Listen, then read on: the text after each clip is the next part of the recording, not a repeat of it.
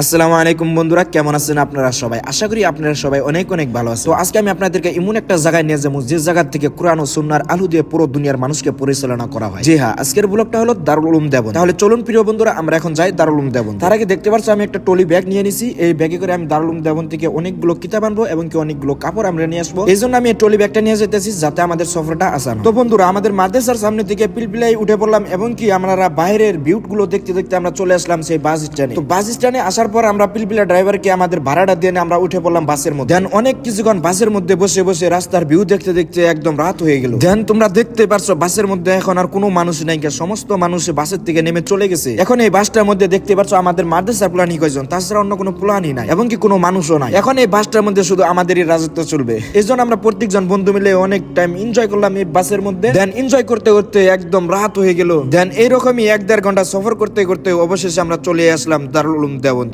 And দেখতে পারছো আমাদের বাসটা চলে যাইতেছে। দেন কিছুক্ষণ আমরা এখানে ওয়েট করলাম, তারপর আমরা এন্ট্রি করলাম দারুল উলুম দেওবন্দ। দেন আমাদের ব্যাগটা দারুল উলুম দেওবন্দে রেখে চলে আসলাম আমরা কলমের দোকান, কারণ এখানে অনেক সুন্দর সুন্দর কলম পাওয়া যায়। এই জন্য আমরা এখানে অনেকগুলো কলম অর্ডার দিয়ে চলে আসলাম আমরা থানভী কুতুবখানা। এখানে আসার পর আমি অনেকগুলো কিতাবের লিস্ট দিলাম, বাট প্রত্যেকটি কিতাব এখানে পাওয়া গেল না। তাই এই জন্য আমাকে বললো যে কালকে তুমি মর্নিং আসবা, ইনশাল্লাহ আমি প্রত্যেকটি কিতাব তোমার জন্য আমি রেডি করে রাখবো। তারপর ওখান থেকে চলে আসলাম আমরা একটা কোটের দোকানে। তো এই কোটের দোকান থেকে একটা আমরা কোট কিনে আমরা চলে আসলাম সালমান ভাইয়ের দোকানে আমার মোবাইলের কাভারের মধ্যে নাম লেখার জন্য। দেন মোবাইলের কাভারের মধ্যে নাম লেখা কমপ্লিট করে আমরা চলে আসলাম দারুল উলুম দেওবন্দে। দেন তার বাদের দিন আমাদের সমস্ত কাম কমপ্লিট করে আমরা চলে আসলাম আবার আমাদের মাদ্রাসাতে। তো আজকের এই ব্লগটি কিরকম লাগছে আপনাদের কাছে অবশ্যই আপনারা কমেন্ট করে বলে যাবেন। আর দেখা হবে অন্য কোনো ভিডিওতে। টিল দেন, আসসালামু আলাইকুম ওয়া রাহমাতুল্লাহি ওয়া বারাকাতুহু।